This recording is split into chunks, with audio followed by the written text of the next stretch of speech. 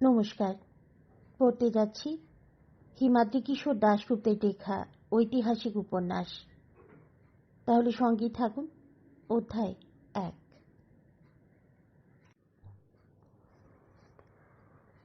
কান্ডারীয় মন্দিরের উঁচু ভিতের উপর প্রশস্ত চত্বরে রক্ষী বাহিনীর ছোট দলটার সঙ্গে দাঁড়িয়েছিল রাহিল। রাজনির্দেশে আজ সকালে সবেমাত্র তারা উপস্থিত হয়েছে এই মন্দির নগরীতে, এই কান্ডারীয় মন্দিরে। রাহিল এই জগতে আগে কোনোদিনও আসেনি। চত্বরের এখানে ওখানে ছড়িয়ে ছিটিয়ে পড়ে আছে নানা আকারের প্রস্তরখণ্ড, অর্ধ সমাপ্ত নানা ধরনের মূর্তি, মন্দির নির্মাণের যন্ত্রপাতি। সারিবদ্ধভাবে দাঁড়িয়ে থাকা অবস্থাতেই রাহিল মাঝে মাঝে তাকাচ্ছিল পিছনের দিকে।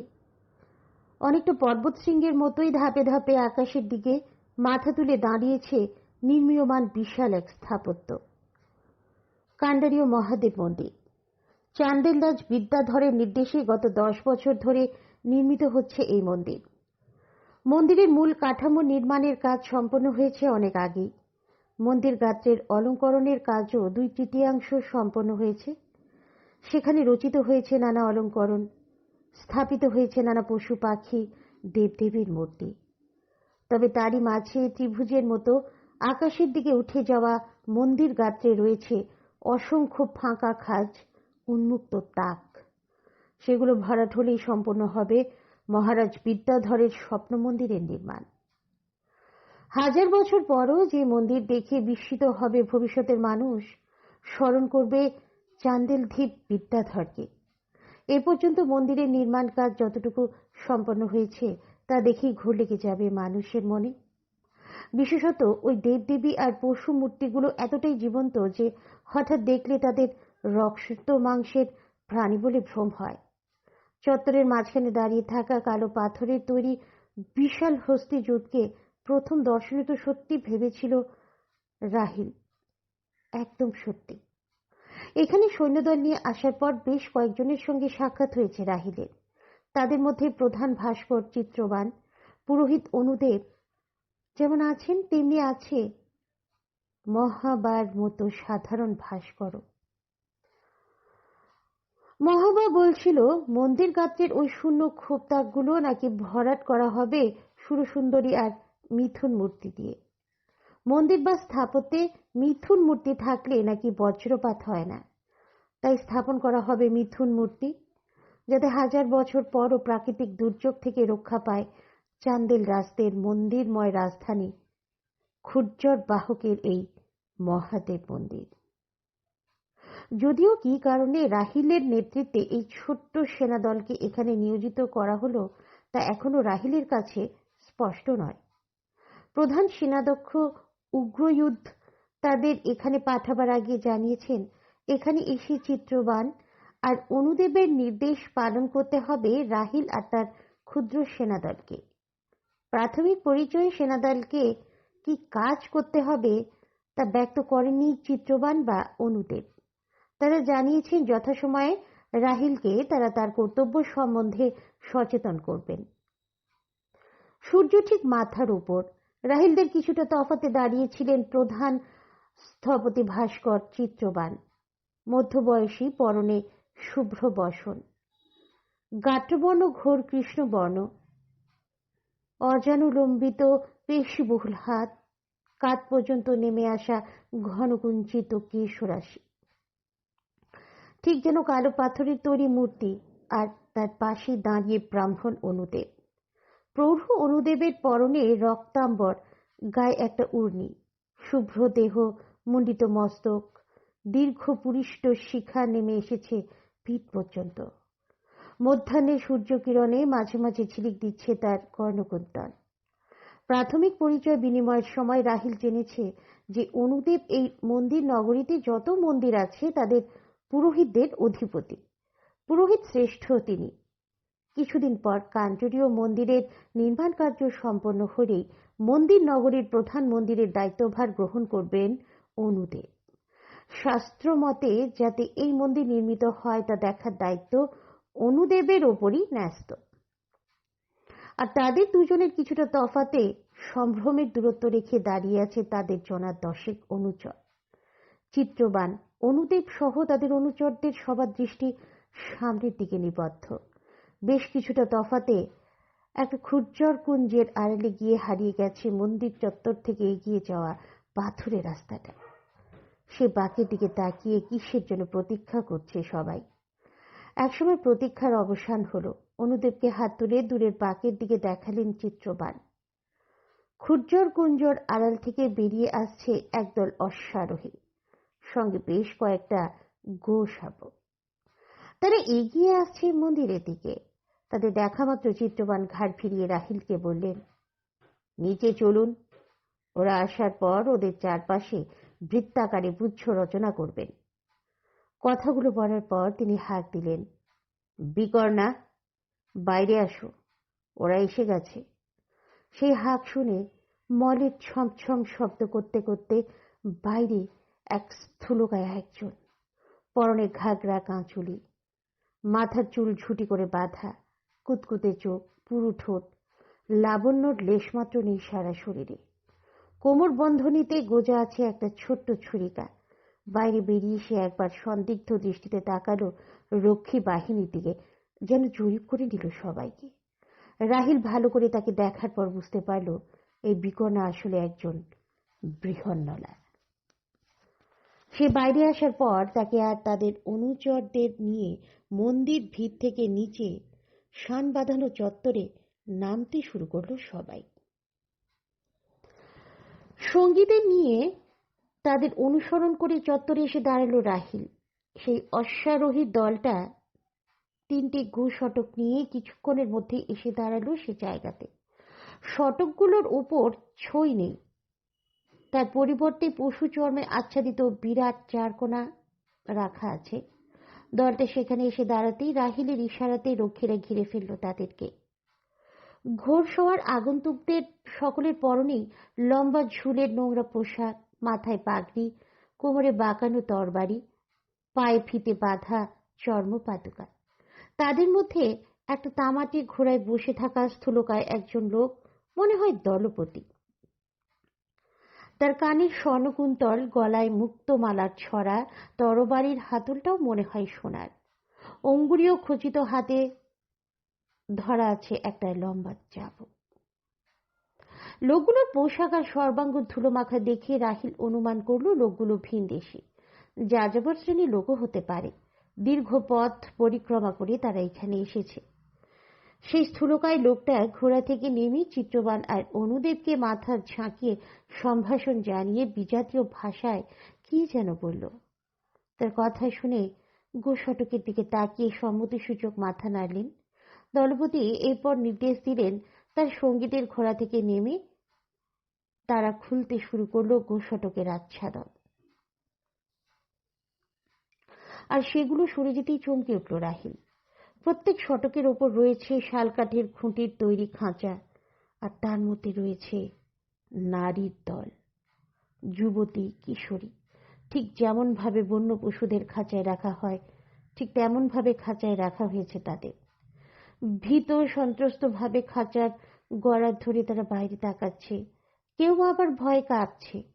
রাহিল বুঝতে পারল ওরা কৃতদাসী, আর ওই মোটা লোকটা সম্ভবত দাস ব্যবসায়ী। কিন্তু এদের এখানে আনা হয়েছে কেন? দেবদাসী বানাবার জন্য? কিন্তু মন্দির নির্মাণ কাজ তো এখনো শেষ হয়নি। তাদের দিকে তাকিয়ে ভাবতে লাগলো রাহিল। খাঁচার আগুল সরিয়ে মাটিতে নামানো শুরু হলো নারীদের। মাটিতে পা রেখে তাদের কেউ ডুকরে কেঁদে উঠল, কেউ বা আতঙ্কে, বা দীর্ঘক্ষণ অন্ধকারে থাকার পর মধ্যাহ্নের সূর্যালোক সহ্য করতে না পেরে চোখ বন্ধ করে ফেলল। 3টে গাড়ি থেকে নামানো হলো মোট 30 জনকে। সারবদ্ধভাবে পাথুরে চত্বরে দাঁড় করানো হলো তাদের। যাদের আনা হয়েছে তাদের বয়স, পোশাক, গাত্রবর্ণের ভিন্নতা থাকা সত্ত্বেও তাদের দেখে রাহিল সহ উপস্থিত সবাই একটা ব্যাপার স্পষ্ট উপলব্ধি করল, এই নারীরা তাদের অঙ্গসৌষ্ঠব বা মুখমণ্ডলের দিক থেকে প্রত্যেকেই অসামান্য রূপসী। হাজারো মলিনতা আর বিষণ্ণতা সত্ত্বেও সৌন্দর্য যেন চুইয়ে পড়ছে তাদের দেহ বেয়ে। সবাই বেশ কিছুক্ষণ অবাক হয়ে তাকিয়ে রইল তাদের দিকে। এরা কি মানবিক নাকি সাভ্রষ্ট অপ্সরা? আকাশ থেকে খসে পড়েছে ধুলামলিন পৃথিবীতে। বিস্ময় ভাব ফুটে উঠেছে প্রধান ভাস্কর আর পুরোহিত অনুদেবের চোখেও। তাই দেখে হলদে দাঁত বের করে নিঃশব্দে হাসতে লাগলো সেই দাস ব্যবসায়ী।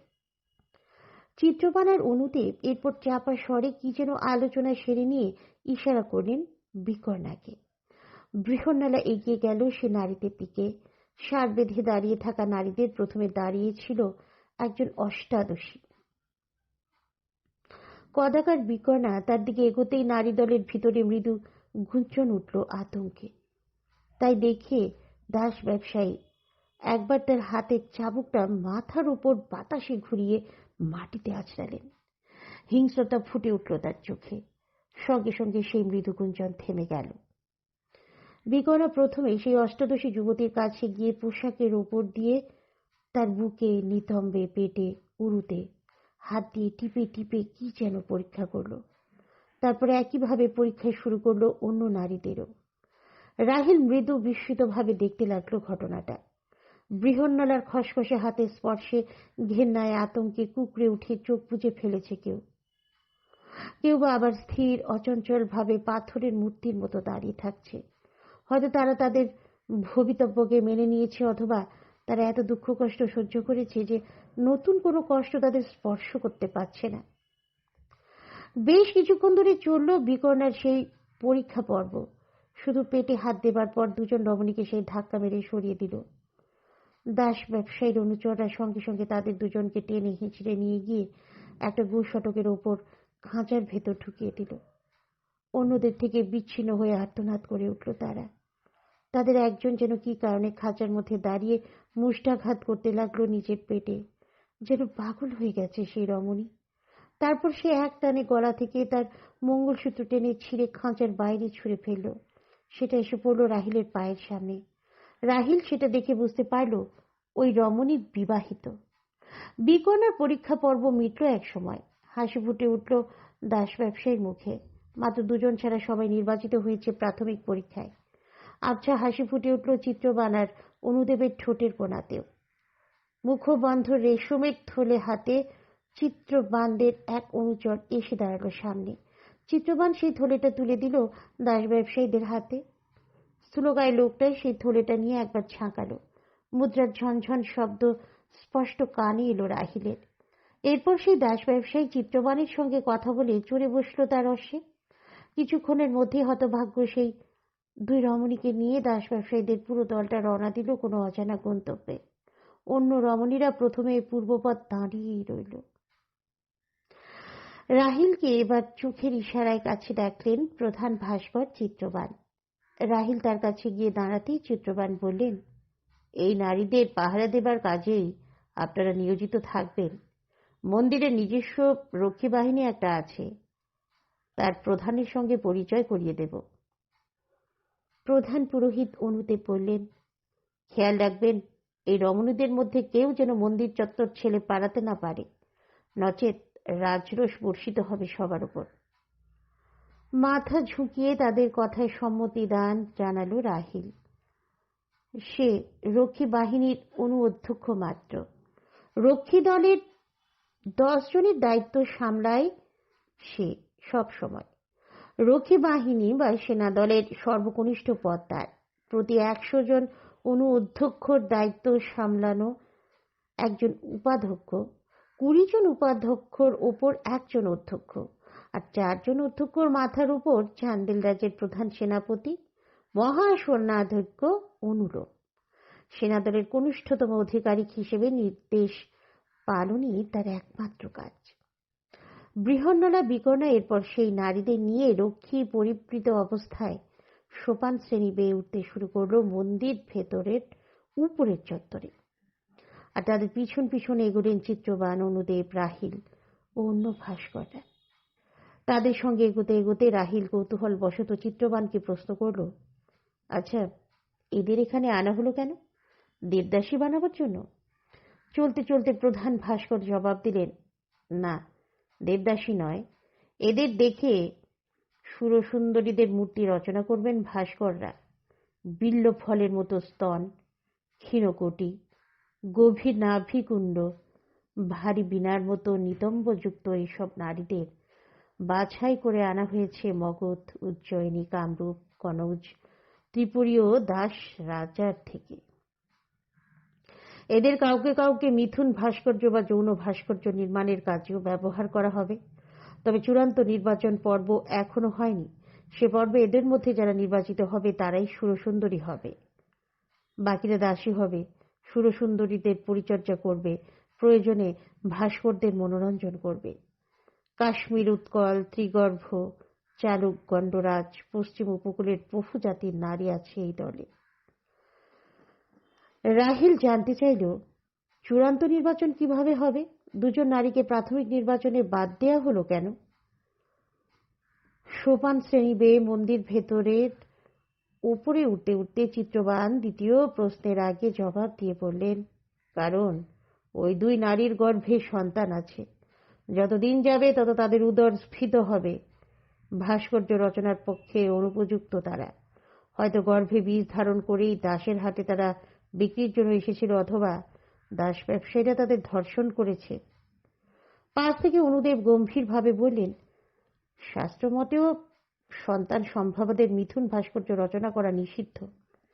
চিত্রবান এরপর প্রথম প্রশ্নের জবাবে বললেন, সুরসুন্দরীদের মূর্তি নির্মাণের ক্ষেত্রে বক্ষ সৌন্দর্য অত্যন্ত গুরুত্বপূর্ণ বিষয়।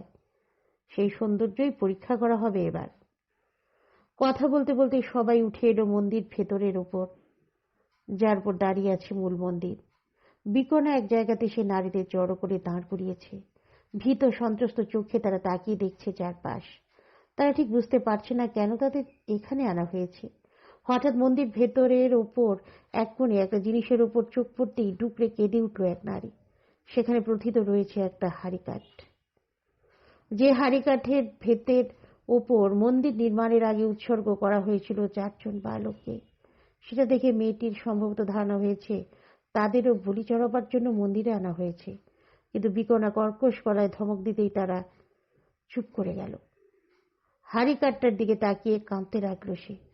মন্দিরের প্রশস্ত প্রাঙ্গণে একটা নির্দিষ্ট জায়গাতে রাহিলকে সঙ্গে করে এসে দাঁড়ালেন চিত্রবান, অনুদেব ও তার সঙ্গীরা। সেখানে পাথুরে মাটিতে খড়ি দিয়ে বেশ বড় একটা বৃত্ত রচনা করা হয়েছে। সেই বৃত্ত ঘিরে দাঁড়িয়ে পড়ল ভাস্করদের দল। অন্য নারীদের রক্ষীদের হেফাজতে রেখে বিকর্ণা প্রথমে এক নারীকে এনে দাঁড় করালো বৃত্তর ঠিক মাঝখানে। তারপর কোমর থেকে ছুরি বার করলো। তা দেখি থরথর করে কাঁপতে লাগলো সেই মেয়েটা। বিকর্ণা ছুরি দিয়ে চিরে ফেললো তার ঊর্ধ্বাঙ্গের পোশাক, খসিয়ে ফেললো তার বক্ষ আবরণী। এতজন পুরুষের চোখের সামনে উন্মুক্ত হয়ে গেল তার ঊর্ধ্বাঙ্গ।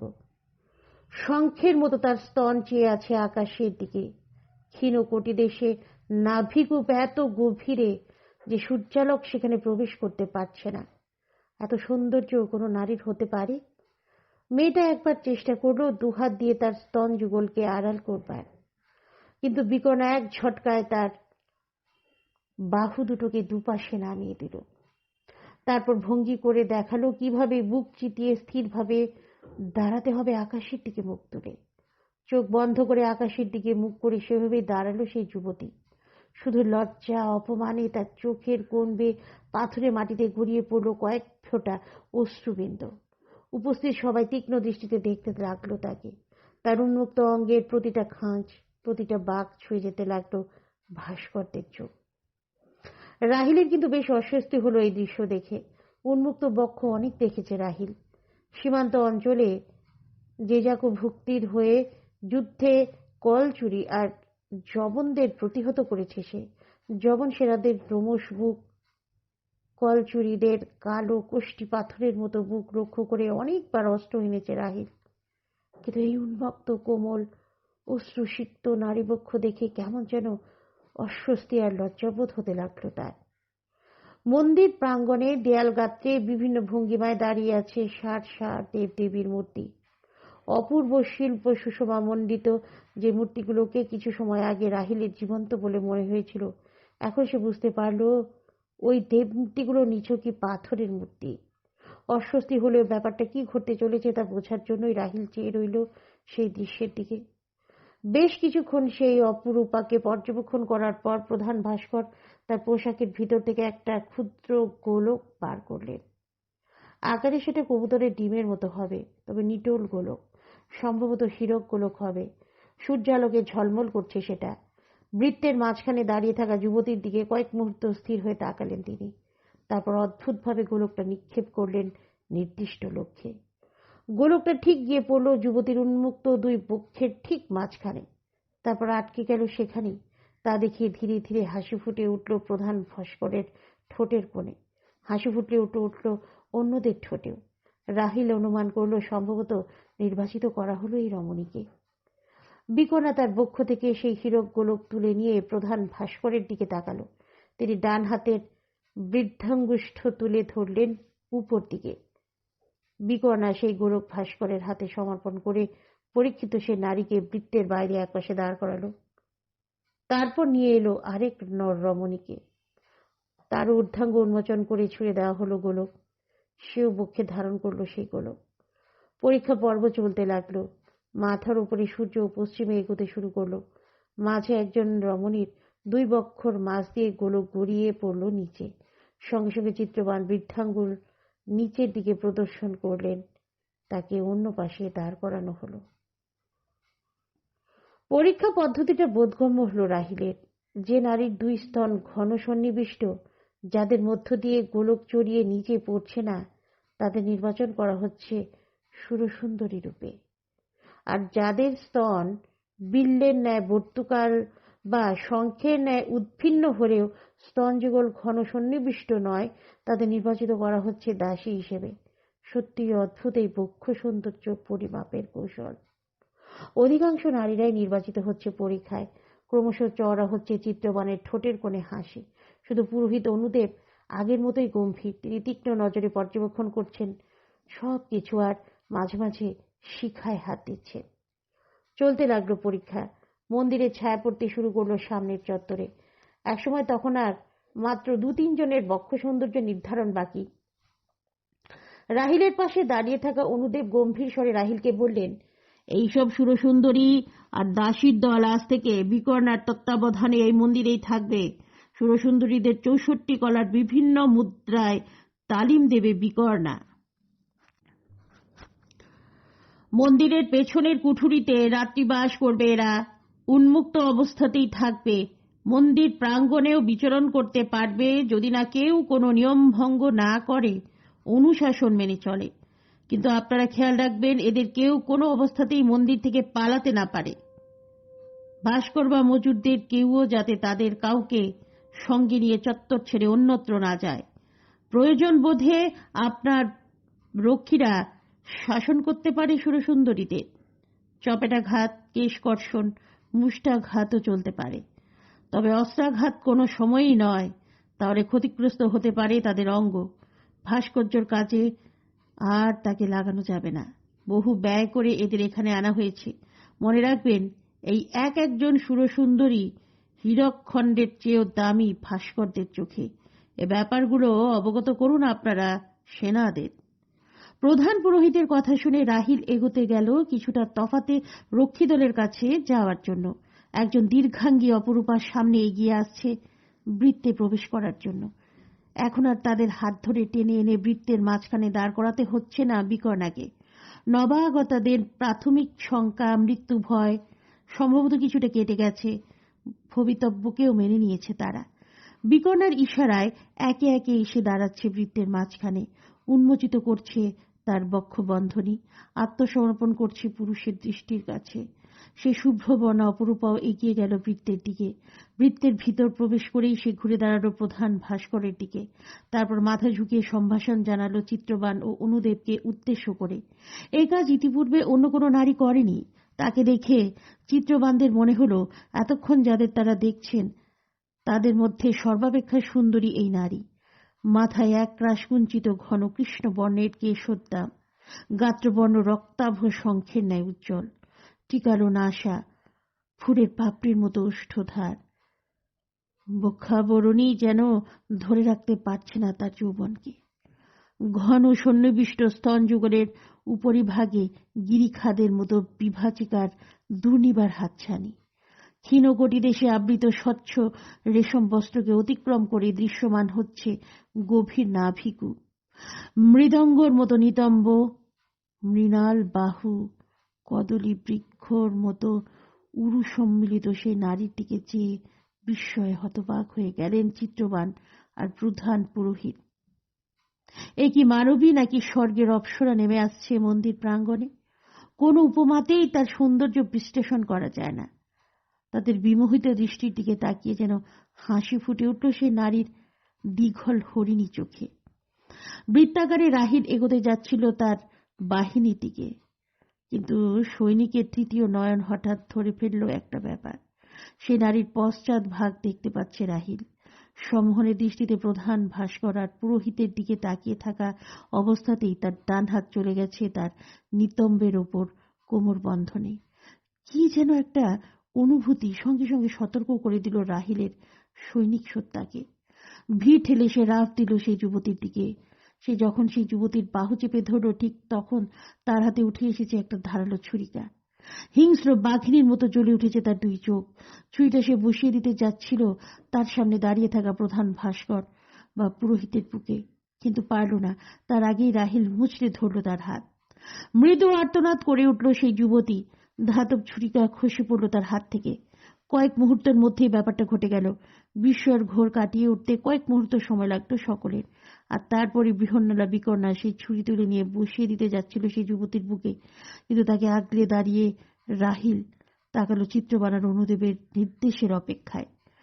নিশ্চিত মৃত্যুর হাত থেকে রক্ষা পেয়ে কিছুটা বিবর্ণ হয়ে গেছিলেন চিত্রবান, কিন্তু প্রধান পুরোহিতের চোখ কয়েক মুহূর্তের জন্য যেন হিংস্র সাপদের মতো জ্বলে উঠল।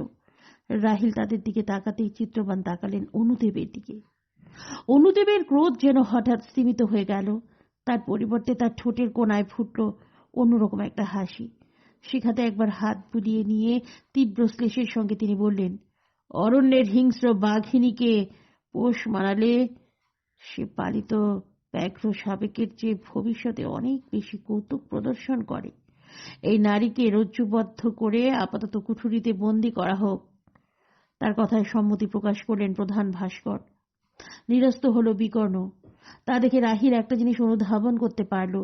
চিত্রবান এই কাণ্ডরীয় মন্দিরের প্রধান স্থপতি অথবা প্রধান ভাস্কর হতে পারেন ঠিকই, কিন্তু পুরোহিত অনুদেবের কর্তৃত্ব ও ক্ষমতা তার অপেক্ষা বেশি।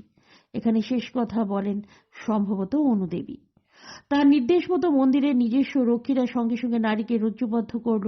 উপস্থিত কয়েকজন চিত্রবানের অনুচর সেই যুবতীকে নিয়ে এগিয়ে চলল মন্দিরের ভিতর নির্দিষ্ট গন্তব্যে।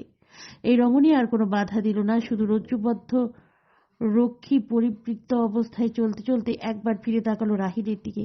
রাহিলের মনে হলো এই নারীর দু চোখ দিয়ে যেন ঘৃণা বর্ষিত হলো তার প্রতি।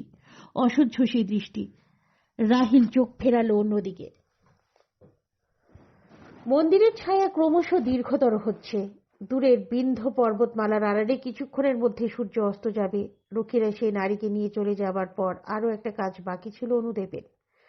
একজন একটা জ্বলন্ত কাঠকয়লাপূর্ণ পাত্র নিয়ে এলো। তার ভিতর গোজা আছে একটা লোহা শলাকা, আর সেই শলাকার মাথায় রয়েছে চান্দেল রাজের আঁকা সম্মিলিত শিলমোহর। সার বেঁধে সুরকন্যা ও দাসীদের দাঁড় করালো বিকর্ণা, আর সেই লোকটা তাদের কাছে গিয়ে তাদের পিঠে এক এক করে সম্রাট মুদ্রার ছাপ আঁকতে শুরু করলো। উত্তপ্ত লৌহ শলাকার পর্শে যন্ত্রণায় কাঁকিয়ে উঠল নারী দল। এ ছাপ কোনোদিন উঠবে না। মন্দিরের সম্পত্তি হিসেবে দেগে দেয়া হলো তাদের। এ কাজ শেষ হবার পর বিকর্ণা তাদের সবাইকে নিয়ে চলল মন্দির প্রাঙ্গণের পিছনের দিকে তাদের রাত্রিবাসের জায়গাতে। অবসন্ন বিষণ্ণ নারীর দল থুকতে থুকতে অনুসরণ করল বিকর্ণাকে। রাহিল নিজেও বেশ ক্লান্ত বোধ করছিল। গত দুরাত সীমান্ত প্রদেশ থেকে সঙ্গীদের নিয়ে ঘোড়া ছুটিয়ে আসতে হয়েছে তাকে। দলের অর্ধেক সৈনিককে মন্দির চত্বরে মোতায়েন করে বাকিদের নিয়ে চলল তাদের জন্য নির্ধারিত কক্ষে বিশ্রাম লাভের জন্য। কিছুক্ষণের মধ্যেই মন্দির চত্বরে অন্ধকার নেমে এলো। রাহিলের পরীক্ষা অনেক বাকি।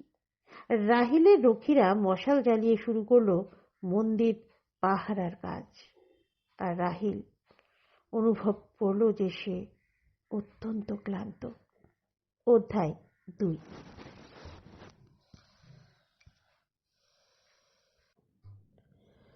ভোরবেলা কুট্টুকের ডাকে ঘুম ভাঙল রাহিলের।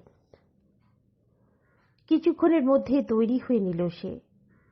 তারই মধ্যে মন্দির চত্বরে শুনতে পেল অসংখ্য মানুষের কলরব। ক্রমশ সে শব্দ বাড়তে লাগলো। সৈনিকের বর্ম পোশাক পরে কোমরে অস্ত্র গুজে বিশ্রাম গ্রহণ করা 5 জন সৈনিককে নিয়ে সে যখন মন্দির প্রাঙ্গণে এসে দাঁড়ালো, তখন অনেক লোক সমবেত হয়েছে সেখানে।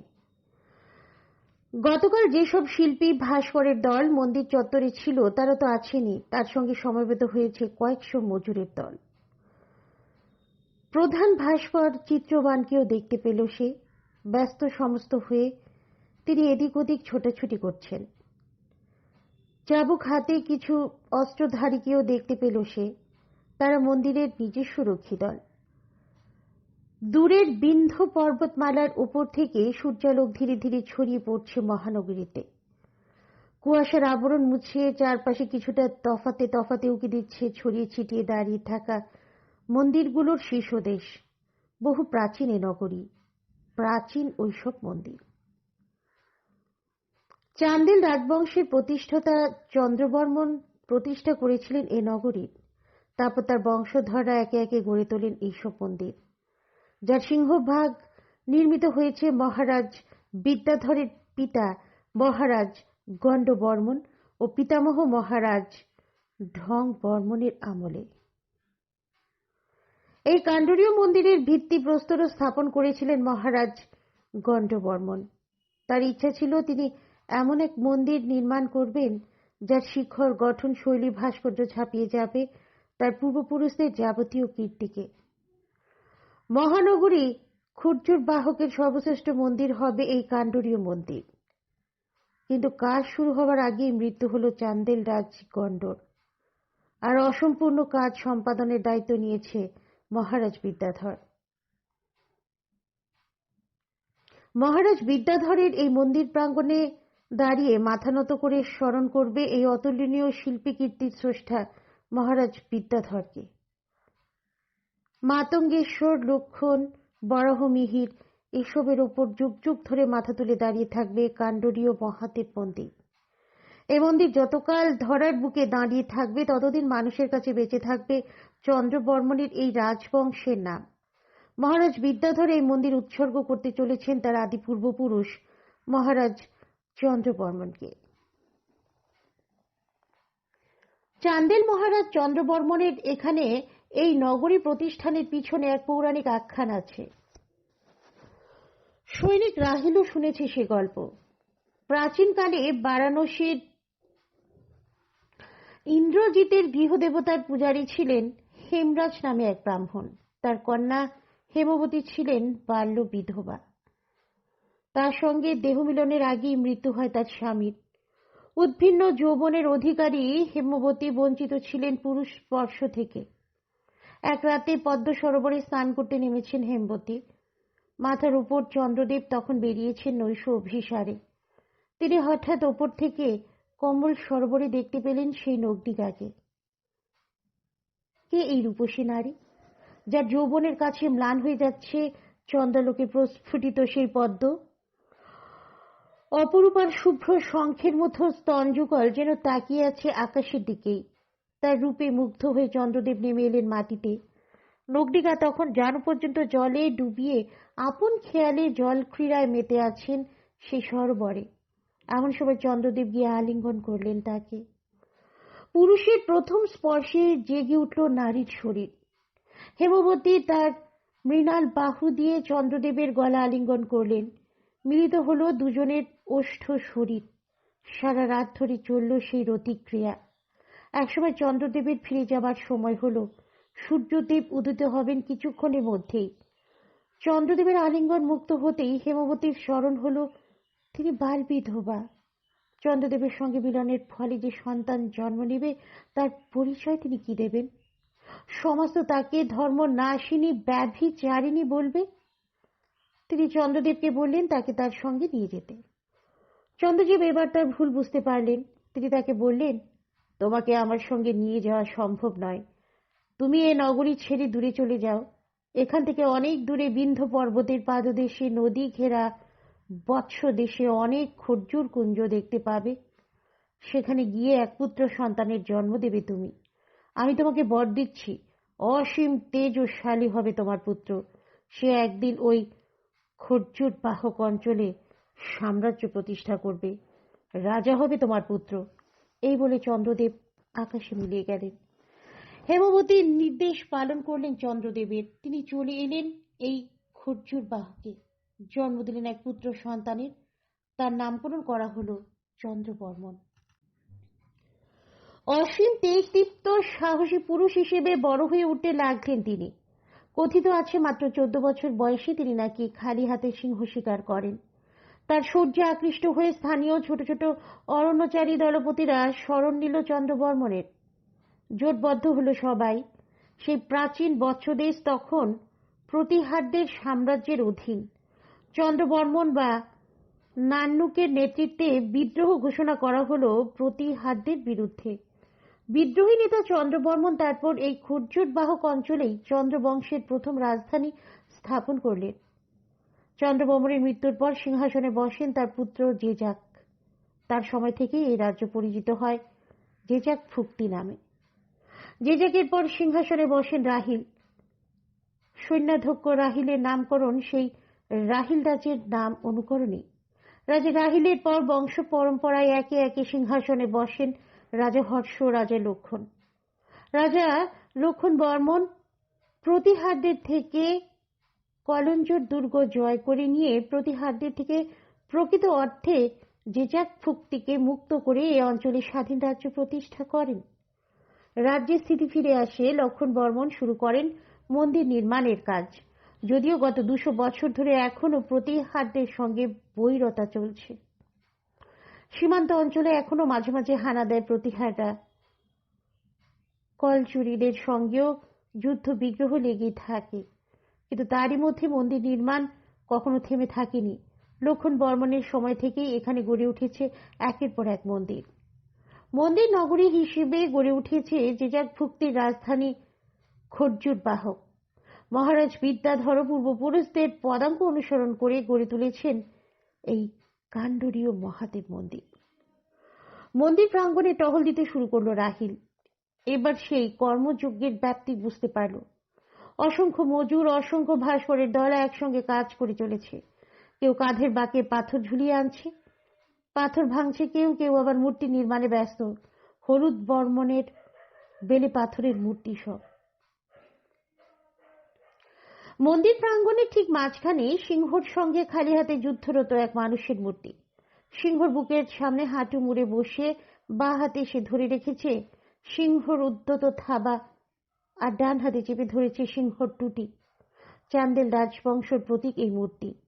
চান্দেলদের পতাকাতেও আঁকা থাকে এই মৌর্য মূর্তি। এই মূর্তি আসলে চান্দেল রাজদের আদিপুরুষ চন্দ্রবর্মনের মূর্তি। ঠিক এভাবেই নাকি তিনি সিংহ শিকার করেছিলেন। এই মূর্তি আগেও অনেক জায়গাতে দেখেছে রাহিল, কিন্তু কাণ্ডরীয় মন্দিরের এই ভাস্কর্য যেন শিল্পীর ছোঁয়ায় একদম জীবন্ত হয়ে উঠেছে। যুদ্ধরত সিংহ ও মানবের প্রত্যেক মাংসপেশি পরস্ফুট হয়ে উঠেছে সেই মূর্তিতে। এছাড়া মন্দির চত্বরের বিভিন্ন জায়গাতে খোদিত হয়েছে বিভিন্ন শার্দুল মূর্তি। কল্পিত অপার্থিব জীবজন্তুর মূর্তি রচিত হয়েছে শিল্পীর কল্পনায়। সিংহর মস্তক, ঘোড়ার গ্রীবা, ষাঁড়ের কুচওয়ালা পিঠ, বাজ পাখির নখরযুক্ত থাবা, অদ্ভুত সব মূর্তি। কালো পাথরের তৈরি মূর্তি এই অঞ্চলে দেখা যায় না, কিন্তু তেমনই একটা দণ্ডায়মান পুরুষ মূর্তি হঠাৎ মন্দির চত্বরের একপাশে দেখতে পেল রাহিল। তাকে ঘিরে কাজ করছে ভাস্করের দল। কৌতূহল বশত সে এগিয়ে গেল সে জায়গায়। একটা বর্ষায় ভর দিয়ে দাঁড়িয়ে আছে সেই মূর্তি, কিন্তু কাছে গিয়ে সেই মূর্তির দিকে কিছুক্ষণ তাকিয়ে থাকার পর নিজের ভুল বুঝতে পারল। সে মূর্তি নয়, সে একজন জীবন্ত মানুষ। নগ্ন হয়ে সে দাঁড়িয়ে আছে পাথরের মূর্তির মতো। চোখের পাতা পর্যন্ত তার কাঁপছে না। অপরূপ অঙ্গ সৌষ্ঠবের অধিকারী সেই যুবক, প্রশস্ত যুবক, ক্ষীণকটি, দাঁড়াবার ভঙ্গিতে তার প্রত্যেকটা মাংসপেশি দৃশ্যমান। তার চেহারা দেখে রাহিলের মনে হলো এই পাহাড় জঙ্গল ঘেরা দেশে যেসব আদিম অনার্য গোষ্ঠী বাস করে, এই যুবক তাদেরই কেউ। তাকে ঘিরে থাকা ভাস্করের দল পাথরের ওপর কিলক আর হাতুড়ির আঘাতে এঁকে চলেছে তার অঙ্গ সৌষ্ঠব। সূর্যালোক যেন পিছলে নামছে যুবকের তৈলাক্ত স্কন্ধ উরু নিতম্ব বেয়ে। বেশ কিছু সময় এখানে দাঁড়িয়ে সেই যুবক আর ভাস্করদের কাজ দেখল রাহিল। সত্যি কি অসীম অনুশীলন এই যুবকের? একবার কি একটা ছোট্ট পাখি তাকে পাথরের মূর্তি ভেবে তার কাঁধের উপর বসলো, তারপর আবার উড়ে গেল? সে জায়গা ছেড়ে রাহিল এরপর ইতস্তত বিক্ষিপ্তভাবে আবার ঘুরতে লাগলো মন্দির প্রাঙ্গণে। সূর্যের তেজ ক্রমশ প্রখর হচ্ছে মাথার উপর। ভাস্কর মজুরদের গা বেয়ে চুইয়ে পড়তে শুরু করলো শ্বেত বিন্দু। তবু তার মধ্যে কাজ করে চলেছে সকলে। কেউ মূর্তি করছে, কেউ পাথর ভাঙছে। ছেনে হাতুড়ির শব্দে মুখরিত মন্দির প্রাঙ্গণ। টহল দিতে দিতে একসময় আবার তাদের দেখতে পেল রাহিল। গতকাল যেসব নারীদের এখানে আনা হয়েছিল তাদেরকে, তবে সবাইকে নয়, যাদের সুরাকন্যা হিসেবে নির্বাচিত করা হয়েছিল তাদের। তাদের পোশাকের ভিন্নতা আজ আর নেই। তাদের সবার পরনেই নীল বর্ণের মেখলা, শুভ্র বক্ষাবরণী, উন্মুক্ত পিঠে সুতো দিয়ে বাঁধা। কারুকাজ করা স্তম্ভর মাথার উপর একটা ছাদের নিচে তাদের নিয়ে দাঁড়িয়ে আছে বিকর্ণা। সে কি সব নির্দেশ দিচ্ছে তাদেরকে? সম্ভবত তাদের স্নান করিয়ে নতুন পোশাক পরিয়ে মন্দির চত্বরে আনা হয়েছে তালিম দেবার জন্য। এখনো জল ঝরছে তাদের চুল বেয়ে। সূর্যালোক চিকচিক করছে নাভি কূপে, বক্ষ বিভাজিকায় জমে থাকা জলবিন্দু। কারো কারো মুখে মৃদু বিষণ্ণতা থাকলেও আতঙ্কর ভাবটা যেন অনেকটাই কেটে গেছে। দু একজনের ঠোঁটের কোণে যেন আবছা হাসিও ফুটে আছে। তাদের দেখে রাহিলের মনে হলো একঝাঁক প্রজাপতি যেন সমবেত হয়েছে এই ছাদের নিচে। কাজ শুরু করে দিয়েছে বিকর্ণা। বিভিন্ন হস্ত মুদ্রা তাদেরকে দেখাচ্ছে সে। তাকে অনুকরণ করছে সুরসুন্দরীরা। কিছুটা তফাতে দাঁড়িয়ে রাহিল দেখতে লাগলো সেই দৃশ্য। হঠাৎ রাহিলের মনে পড়ে গেল সেই নারীর কথা, যে ছুরিকা বিদ্ধ করতে গেছিল চিত্রবানার অনুদেবকে। তাকে কি এখানেই রাখা হয়েছে, নাকি হস্তান্তরিত করা হয়েছে অন্য কোথাও? সুরসুন্দরীদের তালিম দিতে দিতে একসময় পিছন ফিরে রাহিলকে দেখতে পেল বিকর্ণা। পুরো ঠোঁটে তার উদ্দেশ্য হেসে চোখ মটকালো বিকর্ণা। কেমন একটা অস্বস্তি বোধ হলো রাহিলের। সে আর সেখানে দাঁড়ালো না। মন্দিরের মূল কাঠামোকে বের দিয়ে এগুতে লাগলো পিছনের দিকে। মন্দিরের এই অংশে লোকজনের চিৎকার চেঁচামেচি অপেক্ষাকৃত কম। কিছুটা তফাতে কয়েকজন ভাস্কর বসে নিবিষ্ট মনে তাদের কাজ করে চলেছে। রাহিলের পদশব্দ শুনে হয়তো মুহূর্তের জন্য একবার তাকিয়েছে, তারপর আবার কাজে মন দিচ্ছে। তাদের হাতুড়ির আঘাতে বেলে পাথরের ওপর ধীরে ধীরে ফুটে উঠছে ফুল পাতার অলঙ্করণ অথবা কোনো নারী মূর্তি।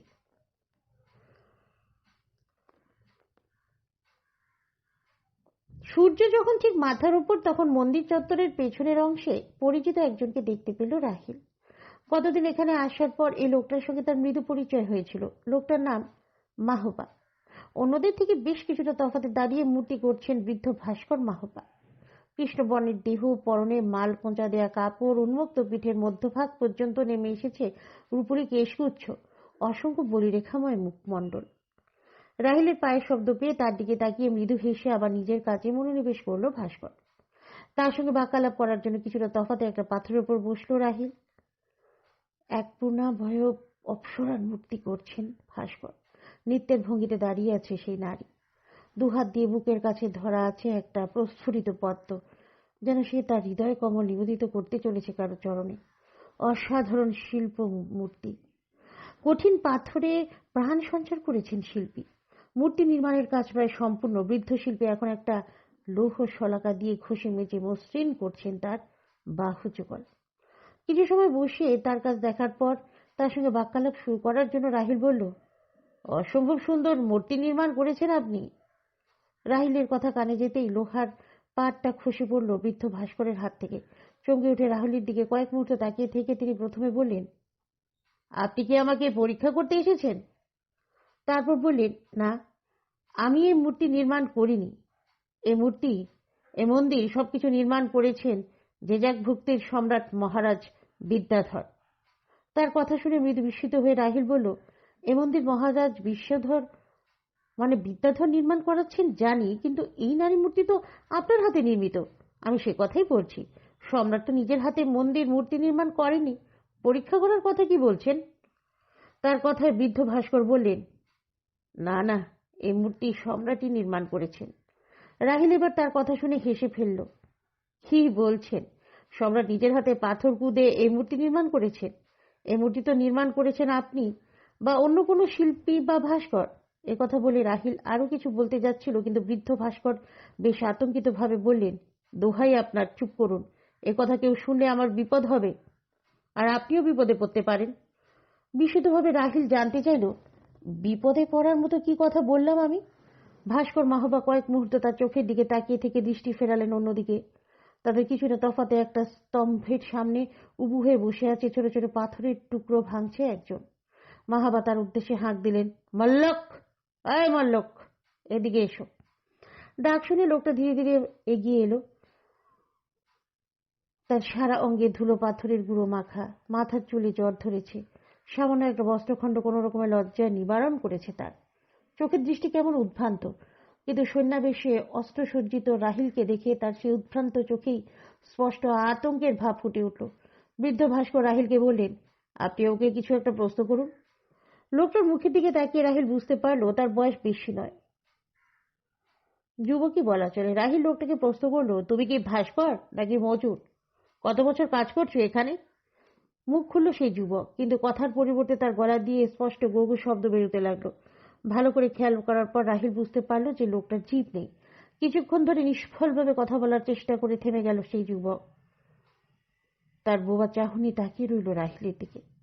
মাহবা এরপর তাকে ইঙ্গিত করলো নিজের জায়গাতে ফিরে যাবার জন্য। আতঙ্কিত চোখে রাহিলের দিকে তাকাতে তাকাতে নিজের জায়গাতে ফিরে গেল সেই যুবক। বিস্মিত রাহিল বৃদ্ধ ভাস্করকে প্রশ্ন করলো, ও কে? মাহবা তাকে বললেন, সামনের মন্দির প্রাঙ্গণে সিংহর সঙ্গে যুদ্ধরত একটা মানব মূর্তি আছে, সেটা কি আপনি দেখেছেন? রাজবংশের প্রতীক ওই মূর্তি। এই মূর্তি নির্মাণ করেছিল এই যুবক ভাস্কর। তারপর রাহিল বলে উঠল, হ্যাঁ হ্যাঁ দেখেছি, অসাধারণ সুন্দর সেই মূর্তি আমাকে বিস্মিত করেছে। কিন্তু তারপর কি? একটু চুপ করে থাকার পর বৃদ্ধা বললেন, হ্যাঁ, অসাধারণ সুন্দর। ওই মূর্তি নির্মাণ করেছিল মলখাই। মূর্তি নির্মাণ সম্পন্ন হওয়ার পর সে একদিন চিৎকার করে বলে উঠেছিল, দেখে যাও কি আশ্চর্য মূর্তি নির্মাণ করেছি আমি। এই মূর্তি যতদিন অক্ষত থাকবে ততদিন মানুষ স্মরণ করবে ভাস্কর মল্লককে। আর তারপর? তারপর কি? ব্যগ্র হয়ে জানতে চাইল রাহিল।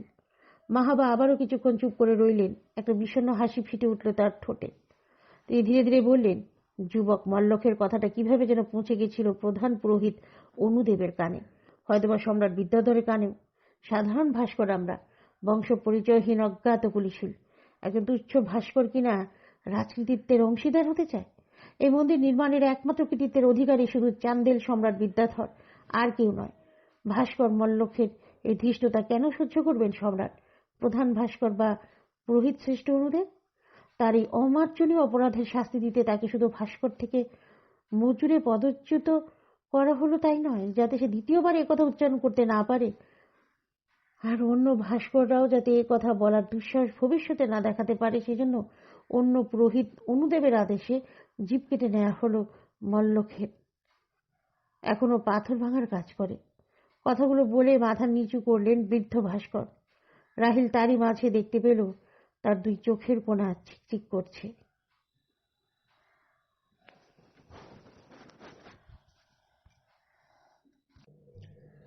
রাহিল এবার অনুধাবন করল ব্যাপারটা। রাহিল কিশোর অবস্থাতেই যোগ দিয়েছিল যুদ্ধক্ষেত্রে।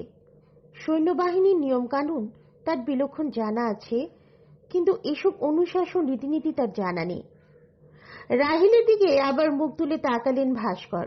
বিষণ্ণ হেসে তিনি বললেন, ওই যে কাছে দূরে দেখুন, সার বেঁধে দাঁড়িয়ে আছে বরাহ মন্দির, লক্ষণ মন্দির, মাতঙ্গেশ্বর মন্দির, প্রাচীন মন্দির সব।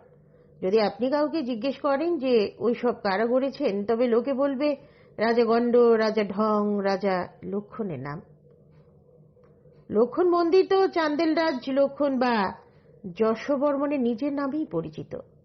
শিল্পী মজুরদের নাম কেউ জানে না, এমনকি প্রধান ভাস্করের নামও নয়। শিল্পী মজুররা শুধু কাজ করে যাবে।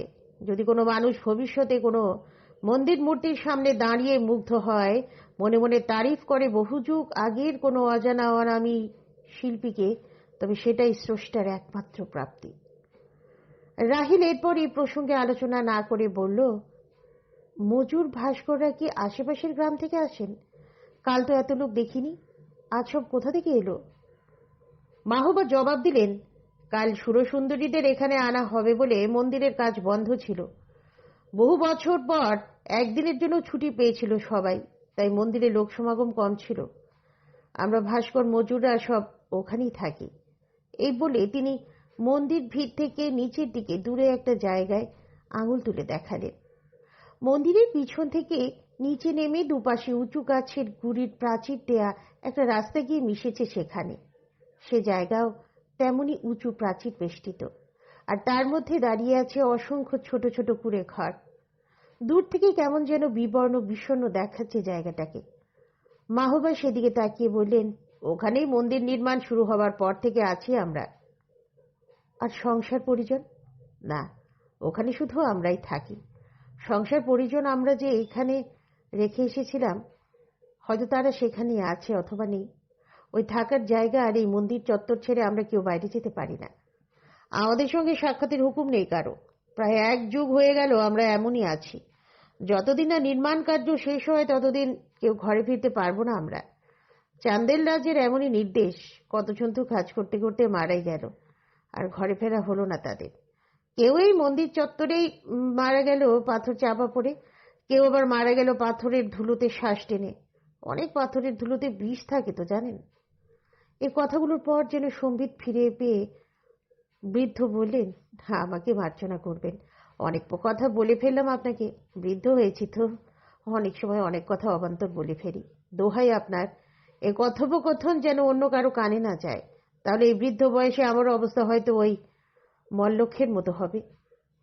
রাহিল তাকে আশ্বস্ত করে বলল, আপনি নিশ্চিন্ত থাকুন, এই কথোপকথন আমি গোপন রাখব। তার কথা শোনার পর মাহবা আবার মনোনিবেশ করলেন নিজের কাজে। রাহিল বেশ কিছু সময় ধরে একই জায়গাতে আছে। দিনের আলোতে একবার মন্দির চত্বরটা ঘুরে দেখা দরকার, তাই সে এগুলো সামনের দিকে মন্দিরের পিছনের অংশে। কিছুটা এগিয়ে একটা বাঁকের মুখে আসতেই রাহিলের কানে এলো একটা কথোপকথন। কেউ একজন বলল, ভিতরে নিচ থেকে দাঁড়িয়ে সে প্রেত মূর্তি দেখছে বলছো? হ্যাঁ। প্রশ্নোর জবাব কে একজন জবাব দিল, হ্যাঁ। রাত্রি তখন প্রায় 2 প্রহর হবে। নিচে তখন টহল দিচ্ছিল সে। মন্দিরের শীর্ষ গাত্রে ওই মূর্তির ঠিক উল্টো দিকে ওই তাকের ওপর সে ওই তান্ত্রিকের প্রেত মূর্তি দেখতে পায়। প্রথম জন এবার উত্তরদাতাকে ধমকের সুরে বলল, চুপ করো। নির্ঘাত মদিরা পান করেছিল লোকটা। একথা দ্বিতীয় কারো কানে গেলে আতঙ্ক সঞ্চারিত হবে মজুর ভাস্করদের মানে। তাতে নির্মাণ কার্যের গতি ব্যাহত হবে। এজন্যই তোমাদের উপর আর ভরসা না করে রাজ সৈন্যদের মন্দিরে মোতায়েন করবার বন্দোবস্ত করতে হয়। তাদের কথা শুনতে শুনতে বাঘ ঘুরতেই রাহিল দেখতে পেল চিত্রবান আর অনুদেব একজন অস্ত্রধারীকে নিয়ে সেখানে দাঁড়িয়ে আছেন। তাদের সকলের দৃষ্টি মন্দিরের পশ্চাৎ ভাগে শীর্ষ দেশের দিকে নিবদ্ধ। সেখানে অনেক উঁচুতে তাকের গায়ে একাকী দাঁড়িয়ে আছে পাথরের তৈরি এক নারী মূর্তি। এতটা নিচ থেকে তাকে অনেকটা ছোট পুতুলের মতো দেখাচ্ছে। রাহিল তাদের মুখোমুখি হয়ে গেল। তাকে দেখা মাত্রই আলোচনা থেমে গেল তাদের।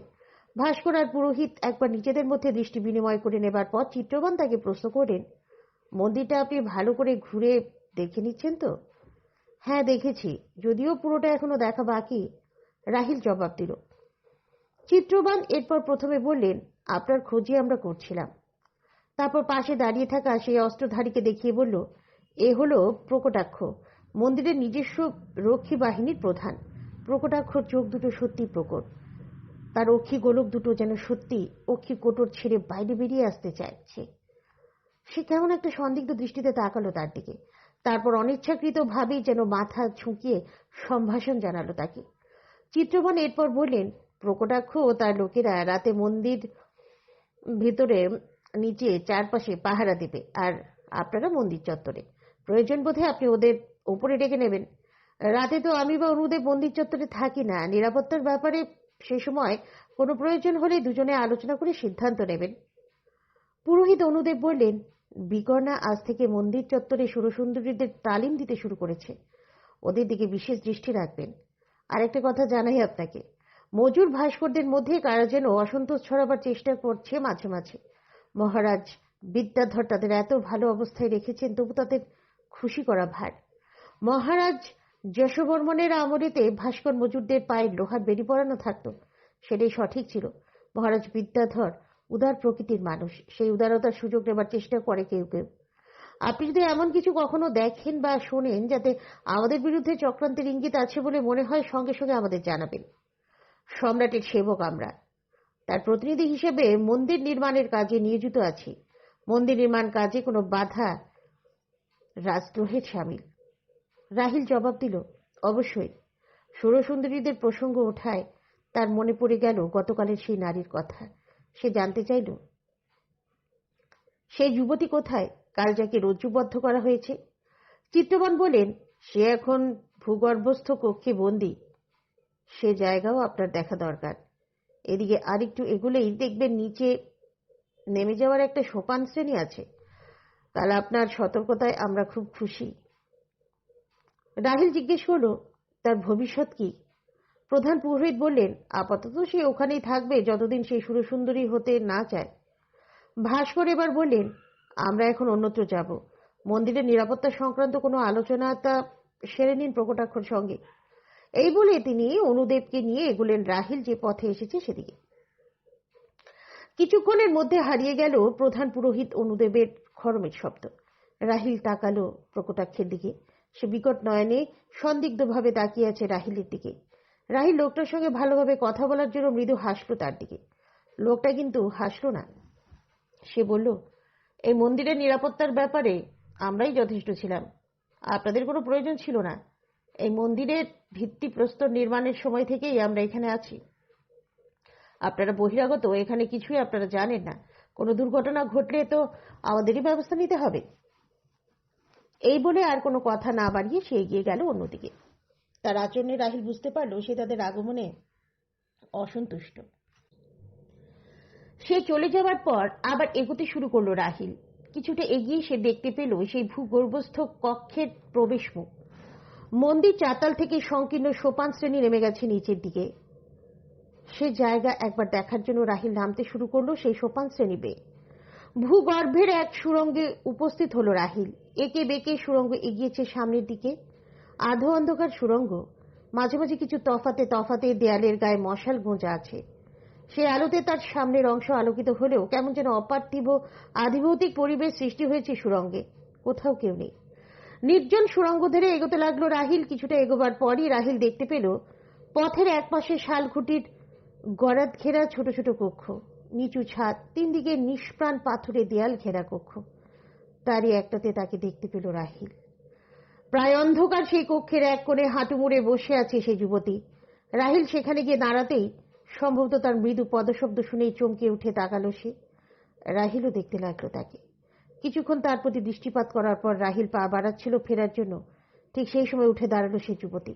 ধীরে ধীরে এগিয়ে এসে গরাদ ধরে সে দাঁড়ালো। রাহিল ভালো করে তাকালো তার দিকে। যুবতীর চোখে আর কোনো আক্রোশ আছে বলে তার মনে হলো না। কেমন যেন অসহায় দৃষ্টি জেগে আছে তার চোখের তারায়। তার সম্বন্ধে জানার জন্য রাহিল তাকে প্রশ্ন করল, তোমার নাম কি? রাহিল আশঙ্কা করেছিল হয়তো এ নারী তার ভাষা বুঝতে পারবে না, কিন্তু সে মৃদু স্বরে জবাব দিল, মিত্রা বৃন্তা। অর্থাৎ সংস্কৃত বুঝতে পারে সে। অর্থাৎ খুব দূরদেশ থেকে তাকে সংগ্রহ করা হয়নি। চান্দেল, কলচুরি, প্রতিহারদের অনেকেই এ ভাষায় কথা বলে। চান্দেলদের রাজভাষাও সংস্কৃত। এরপর বিড়বিড় করে সে কি যেন বলতে লাগলো রাহিলের উদ্দেশ্যে। রাহিল তা দেখে তাকে প্রশ্ন করল, তুমি কি বলছো? যুবতীর কম্পিত ওষ্ঠ থেমে গেল হঠাৎ। কয়েক মুহূর্ত রাহিলের দিকে তাকিয়ে সে হাতছানি দিয়ে তাকে কাছে ডাকলো। রাহিল কাষ্ঠ শলাকার সামনে গিয়ে দাঁড়ালো।